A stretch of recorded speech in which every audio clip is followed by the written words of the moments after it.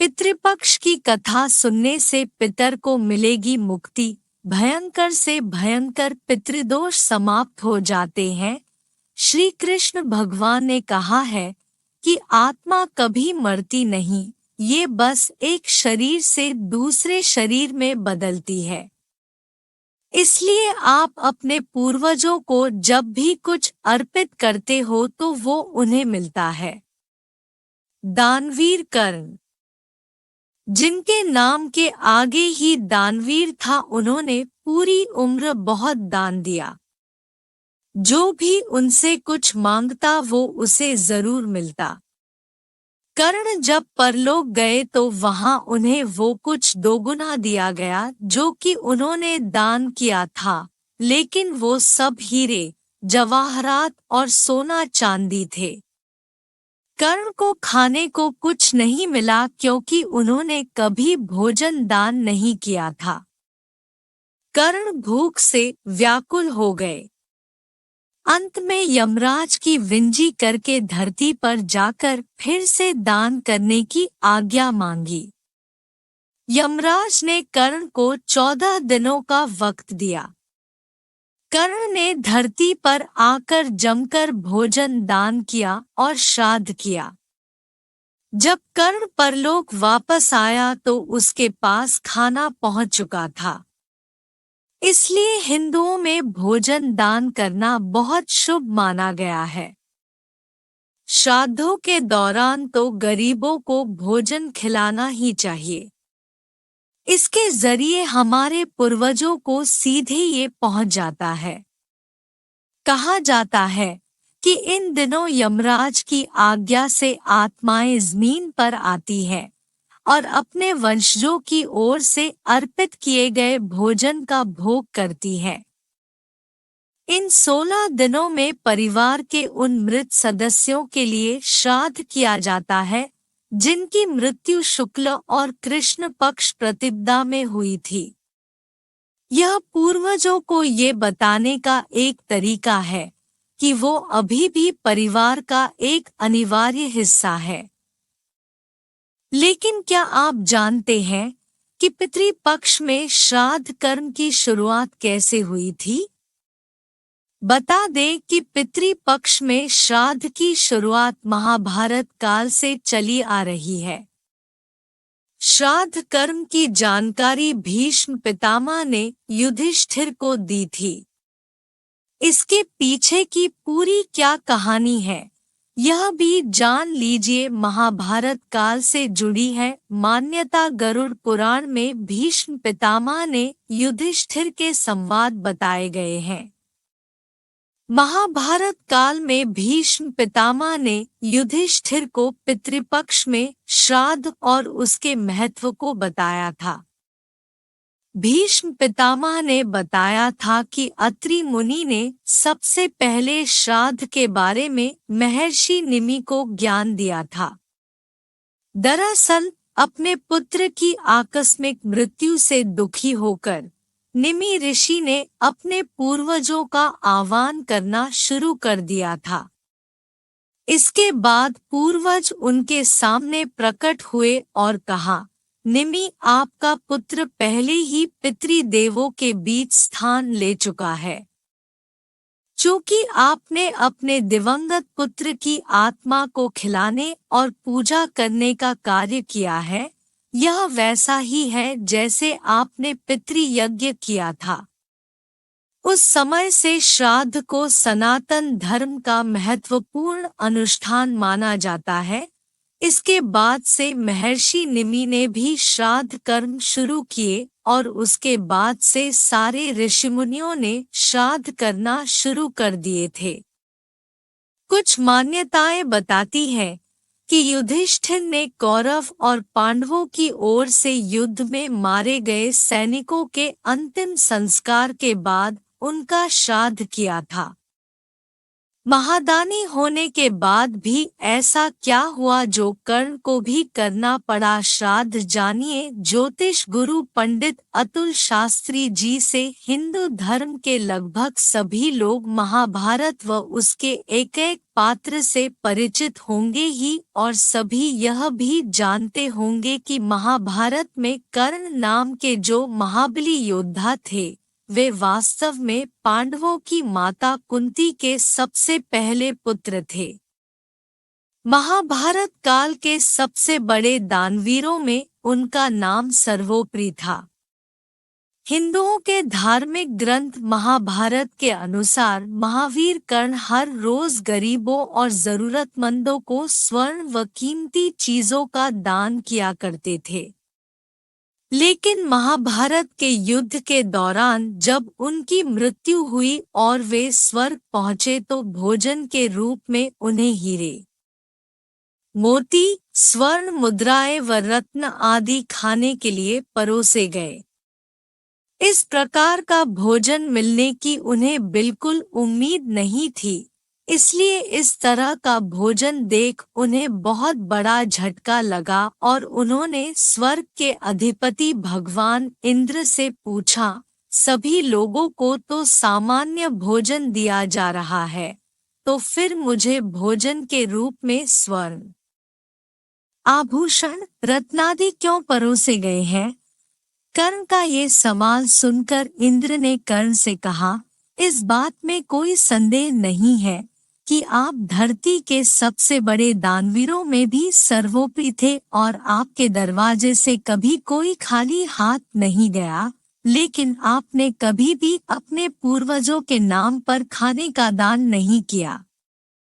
इसीलिए आपके दरबार में आया हुआ हर जरूरतमंद आपसे संतुष्ट व तृप्त था। लेकिन श्राद्ध के दौरान आपने पूर्वजों को कभी भी खाना दान नहीं किया। तब कर्ण ने इंद्र से कहा, उन्हें यह ज्ञात नहीं था कि उनके पूर्वज कौन थे और इसी वजह से वह कभी उन्हें कुछ दान नहीं कर सके। इस सब के बाद कर्ण को उनकी गलती सुधारने का मौका दिया गया और 16 दिन के लिए पृथ्वी पर वापस भेजा गया, जहां उन्होंने अपने पूर्वजों को याद करते हुए उनका श्राद्ध कर उन्हें आहार दान किया और उनका तर्पण किया। ऐसी मान्यता है कि इन्हीं 16 दिन की अवधि को पितृपक्ष कहा जाता है। ज्योतिष गुरु पंडित अतुल शास्त्री जी बताते हैं कि इस दिन कौवों को आमंत्रित करके उन्हें भी श्राद्ध का भोजन कराना चाहिए, क्योंकि हिंदू पुराण में कौए को देवपुत्र कहा गया है। इसके पीछे भी एक पौराणिक कथा है। इसके अनुसार सबसे पहले इंद्र के पुत्र जयंत ने कौए का रूप धारण किया था। त्रेता युग की घटना के अनुसार जयंत ने कौए का रूप धारण कर माता सीता को घायल कर दिया था। तब भगवान राम ने तिनके से ब्रह्मास्त्र चलाकर जयंत की आंख फोड़ दी। जयंत ने क्षमा मांगी, तब राम ने वरदान दिया कि तुम्हें अर्पित किया गया भोजन पितरों को मिलेगा। हिंदू परंपरा को मानने वाले लोग भारत के अलावा विदेशों में कहीं भी हों, वे अपने पूर्वजों को याद करने के लिए पितृपक्ष को जरूर मनाते हैं। पितृपक्ष की पौराणिक कथा के अनुसार जोगे तथा भोगे 2 भाई थे। दोनों अलग अलग रहते थे। जोगे धनी था और भोगे निर्धन। दोनों में परस्पर बड़ा प्रेम था। जोगे की पत्नी को धन का अभिमान था, किंतु भोगे की पत्नी बड़ी सरल हृदय थी। पितृपक्ष आने पर जोगे की पत्नी ने उससे पितरों का श्राद्ध करने के लिए कहा, तो जोगे इसे व्यर्थ का कार्य समझकर टालने की चेष्टा करने लगा। किंतु उसकी पत्नी समझती थी कि यदि ऐसा नहीं करेंगे तो लोग बातें बनाएंगे। फिर उसे अपने मायके वालों को दावत पर बुलाने और अपनी शान दिखाने का यह उचित अवसर लगा। आता वह बोली, आप शायद मेरी परेशानी की वजह से ऐसा कह रहे हैं, किंतु इसमें मुझे कोई परेशानी नहीं होगी। मैं भोगे की पत्नी को बुला लूंगी, दोनों मिलकर सारा काम कर लेंगी। फिर उसने जोगे को अपने पीहर न्योता देने के लिए भेज दिया। दूसरे दिन उसके बुलाने पर भोगे की पत्नी सुबह सवेरे आकर काम में जुट गई। उसने रसोई तैयार की, अनेक पकवान बनाए, फिर सभी काम निपटाकर अपने घर आ गई। आखिर उसे भी तो पितरों का श्राद्ध तर्पण करना था। इस अवसर पर न जोगे की पत्नी ने उसे रोका, न वह रुकी। शीघ्र ही दोपहर हो गई। पितर भूमि पर उतरे। जोगे भोगे के पितर पहले जोगे के यहाँ गए तो क्या देखते हैं कि उसके ससुराल वाले वहां भोजन पर जुटे हुए हैं। निराश होकर वे भोगे के यहाँ गए। वहां क्या था? मात्र पितरों के नाम पर अगियारी दे दी गई थी।